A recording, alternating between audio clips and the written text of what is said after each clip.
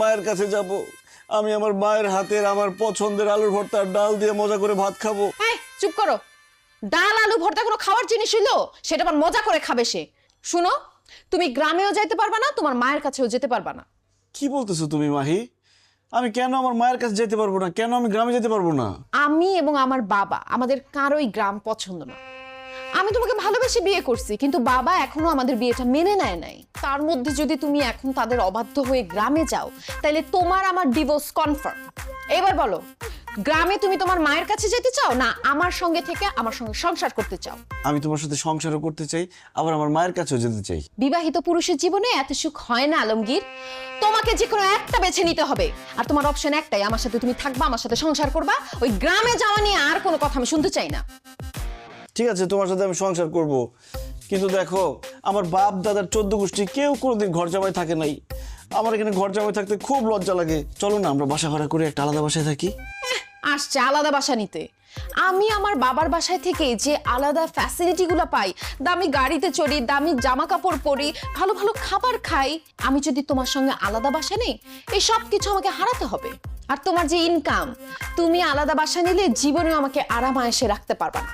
অতএব আমার বাবার বাসা ছেড়ে তুমি অন্য কোনো জায়গায় যাওয়ার কথা চিন্তা ভুলেও মাথায় আনবা না। ঘর জামাই আসো, ঘর জামাইয়ের মতো থাকো। আল্লাহ রে, ভালোবাসা তোমাকে বিয়ে করলাম, ভাবছিলাম একটু সুখে শান্তিতে থাকবো।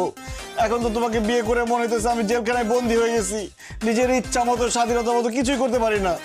জেলখানা মনে হলে জেলখানা, কিন্তু আমি যেভাবে চাই, আমার বাবা যেভাবে চাই, এর বাইরে নড়চড় যদি কোনো কিছু হয়, তুমি যদি উল্টাপাল্টা কিছু করো, তাইলে তোমার সঙ্গে আমি সংসার করব না। Mind it.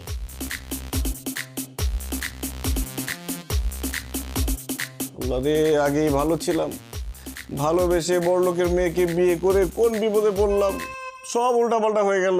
আম গাছে জাম, জাম গাছে কলা, কনফিউশনে সব খোলা খোলা, নাই যে ঠিক কিছু, সব এলো মেলো, মেমোরি পায় না খুঁজে কোথায় যে গেল। আসসালামু আলাইকুম। ওয়ালাইকুম। উল্টা পাল্টা সব উল্টা। কি তোমাকে তো আমি বলছি ঘরের মধ্যে তুমি লুঙ্গি পরবা না, তুমি লুঙ্গি পরে খেতে আসছো কেন? কারণ আব্বা, লুঙ্গি বাংলাদেশের ঐতিহ্যবাহী পোশাক। লুঙ্গি পরে বসতে আরাম, লুঙ্গি পরে হাঁটতে আরাম, লুঙ্গি পরে শুইতে আরাম, লুঙ্গি পরে খাইতে আরাম, সেজন্য আমি লুঙ্গি পরি। কিন্তু আব্বা, এই যে আপনি সকালেও প্যান্ট পরেন, বিকালেও প্যান্ট পরেন, খাইতে বসলেও প্যান্ট পরেন, ঘুমাইতে গেলেও প্যান্ট পরেন, আপনার বাতাস ঢুকে কিভাবে? চুপ থাকো, আনস্মার্ট আনকালচার্ড গেও ভূত। আমার কোথার থেকে বাতাস ঢুকবে সেটা নিয়ে তোমার চিন্তা করতে হবে না। আমাদের পুরো বাড়িতে এসি লাগানো আছে, আমরা সবসময় ঠান্ডাই থাকি। এই লুঙ্গি পরলে তোমাকে গরিব লাগে, আর আমার আশেপাশে গরিব মানুষ দেখলেই আমার মেজাজ গরম হয়ে যায়। খবরদার, তুমি লুঙ্গি পরবে না।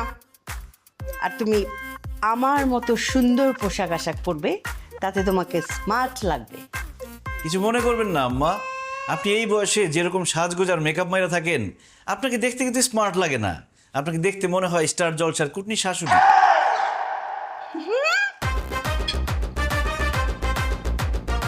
কি বললে?